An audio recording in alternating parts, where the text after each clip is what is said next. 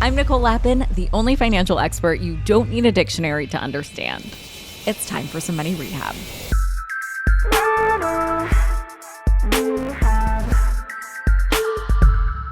Being self-employed can be awesome. You have the freedom and perks that are unique to that entrepreneur life. But this career also comes with more responsibility to your number one employee, yourself. I got an email recently from a money rehabber who's new to the self-employment game and is wondering, WTF do I do about planning for retirement?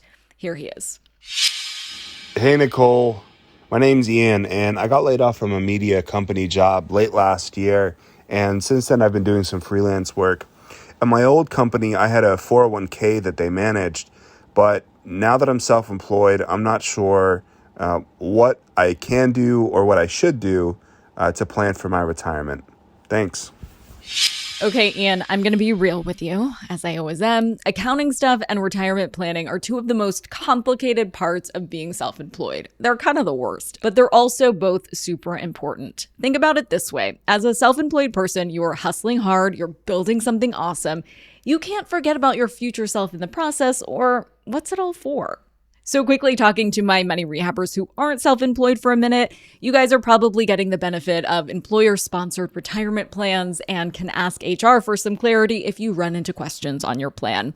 Us self-employed folk are HR and have to figure this stuff out on our own, which honestly is the story of being a business owner. But I've been through all of this, so I can walk you through it. Let's go through the 4 major types of retirement plans for self-employed people that you should know about. And yes, I am saving the best for last, so pay special attention to number 4. Number 1, solo 401k. This plan is the best for business owners who do not have any employees on payroll and want to ball out on retirement contributions. You might have heard this plan called a solo K or a uni K or a one participant K. It has a lot of names, but solo 401k is my favorite, so that's what I'm going to go with. Let's double click on the contribution limits. If you have a 401k through an employer like Ian used to have, your contribution limit for 2023 would be $22,500, and hopefully your employer is matching your contributions to some extent. If you have a solo 401k, you can basically double dip and make contributions as the employee and the business owner. The math can get a little hairy, but the big picture is that your maximum contribution limit is $66,000 for 2023, which is a significant jump from the $22,500 that you can contribute to a company-sponsored 401k.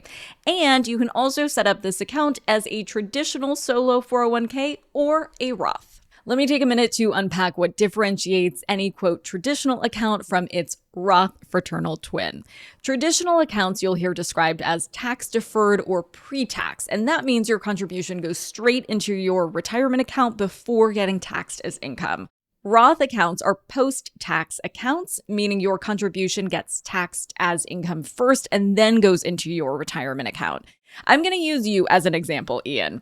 Say Ian makes $75,000 from his business this year and wants to contribute $10,000 to his retirement account. If he opens a traditional solo 401k, he gets to scoot that $10,000 into the retirement account before it's counted as taxable income, which also means that when tax season rolls around, he's only taxed on his income minus his retirement contributions. So in this example, it would mean that he's knocking his taxable income down from $75,000 to $65,000.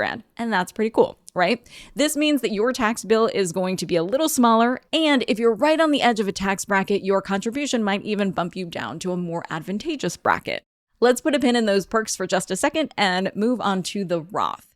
If Ian opens a Roth solo 401k, his contribution will be taxed first, and then he can make a contribution with that post-tax money. So in other words, he can still contribute $10,000 to his retirement account, but all that $75,000 of his income is going to be taxed. So in other words, he can still contribute $10,000 to his retirement account, but all that $75,000 of his income is going to be taxed. He's not going to get the perk of being taxed on a smaller bucket of income. Okay, now we're back to the pin I told you I would put in the traditional 401ks. So no matter how you contribute to your retirement account, you're going to have to pay taxes on it someday.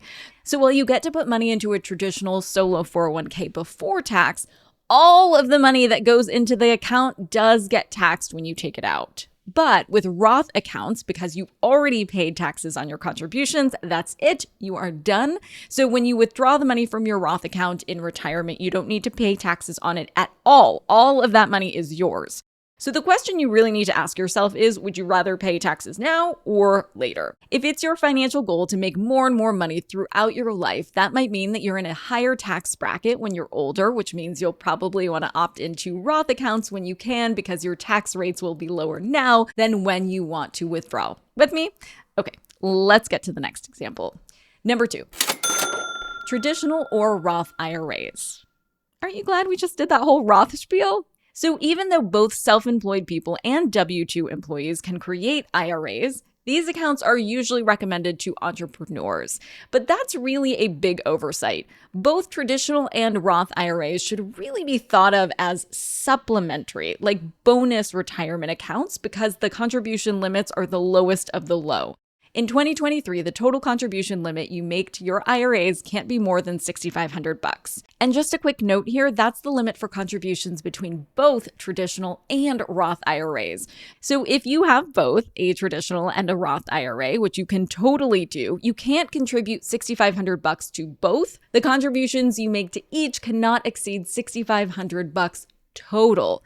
That's literally a tenth of the contribution limit of a solo 401k. So just know that you're not going to be retiring in style from an IRA alone. So far, you're probably thinking, Lapin, 401ks, IRAs, these are all options I have heard of when I was an employee. And yes, these plans are kind of self-employed spins on familiar plans. So let's move on to the plans that are very specific to business owners. Number 3, simple IRA.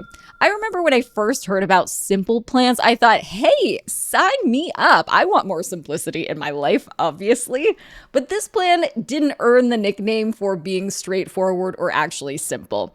SIMPLE is an acronym. It stands for Saving Incentive Match Plan for Employees. This is a good option for business owners who do have a small group of employees, and this is actually the only option for business owners with a small-ish team. So if you have more than 100 employees, you can't open a simple IRA. Unlike solo 401ks and the other IRAs we just talked about, there's no Roth option for a simple IRA. Your contributions will always be pre-tax, and then they're taxed when you take the money out. The end. The contribution limit is $15,500 for 2023, so more than double the vanilla IRA, which is pretty cool. But let's move on to what is probably the holy grail of self-employed retirement accounts. Number 4.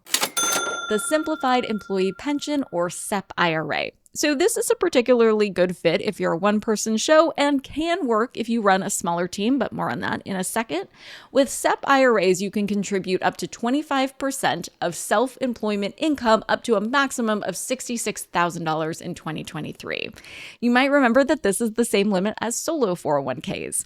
But some people prefer SEP IRAs to a solo 401k because they're easier to set up, which is a totally fair reason for doing anything, especially when you're running a business.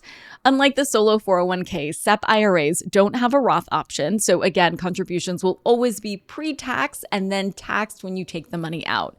But here's the weird quirk about SEP IRAs. If you have employees, however you treat your own contribution, you have to give your employees the exact same treatment. In other words, whatever percentage you contribute from your comp to your SEP IRA, you have to contribute the same to your employee or employees. This is why if you have a bunch of employees, I would probably opt for a more simple IRA. The actual simple one, but it's not super simple, but it's called simple. Capiche? For today's tip, you can take straight to the bank. And this is not just a tip, this is a must-have. Don't approach these 4 options thinking that you have to choose the best one for you, because you can and you should mix and match. It's unrealistic to think that one retirement account is going to give you the dreamy retired life you want. So when you make your retirement roadmap, think of what combination of these accounts is going to get you there. Money Rehab is a production of Money News Network. I'm your host, Nicole Lapin. Money Rehab's executive producer is Morgan Lavoie. Our researcher is Emily Holmes. Do you need some money rehab? And let's be honest, we all do. So email us your money questions, moneyrehab@moneynewsnetwork.com, to potentially have your questions answered on the show or even have a one-on-one intervention with me. And follow us on Instagram @moneynews and TikTok @moneynewsnetwork for exclusive video content. And lastly, thank you. No, seriously, thank you. Thank you for listening and for investing in yourself, which is the most important investment you can make.